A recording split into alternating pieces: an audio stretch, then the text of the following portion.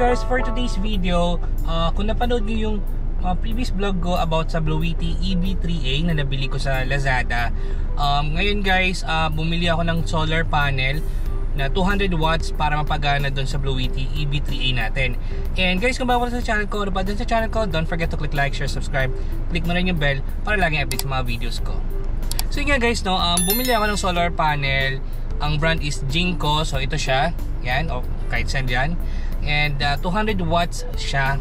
Well, depende naman sa watts na bibili nyo, kung may 100 watts or 200 watts. So sa akin kasi guys, is kaya ng Blowity EB3A ko is 200 watts. So kaya yung binili ko. And may groups na rin akong sinalihan sa Facebook. Kaya doon na rin ako nagkaroon ng idea para sa solar panel na Jinko yung brand.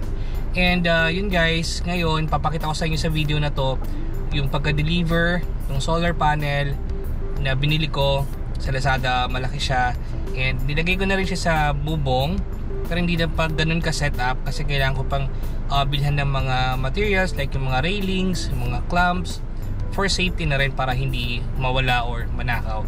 So ito guys, papakita ko sa inyo yung video na to na ginawa ko para doon sa solar panel. Then makikita nyo rin siya guys na nag-charge na rin yung solar panel na nabili ko. So ito siya.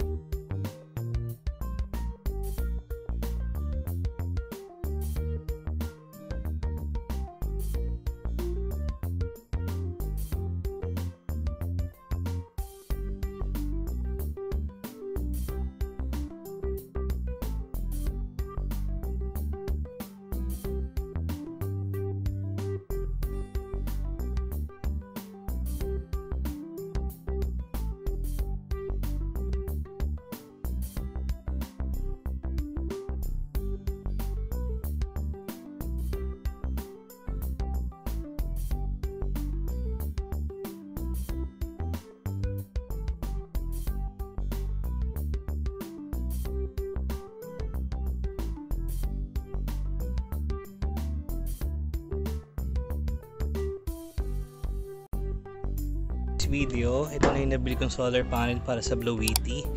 Kakabit na natin siya doon, papadaan natin siya doon. So yan, mapapakita ko sa inyo yung kanyang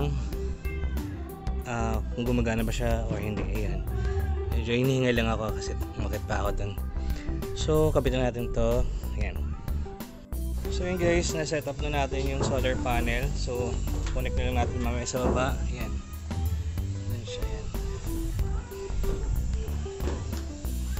medyo hindi ano yung sikat ng araw ngayon. So again, bukas ng umaga sana maaraw na. The next day. So yun today guys, Sunday morning. So yan, maaraw na siya. So inusog ko muna siya dito siya kagabi para maarawan. So papakita ko yung pumapasok na watts sa kanya galing sa solar panel. So yun guys, may pumapasok sa kanya na watts na 127 galing to sa solar panel. So mayroon tayong 91%. Then ang nagagamit natin ngayon is yung electric fan, then yung TV. May extension din ako dyan guys para sa ibang appliances na nakakonect din. So ito guys, makikita nyo sa kanyang Blowity application yung watts na pumapasok galing sa solar panel, which is 125 watts, and meron tayong 91%, and 94 watts yung pumapasok galing sa appliances, which is yung electric fan at yung TV.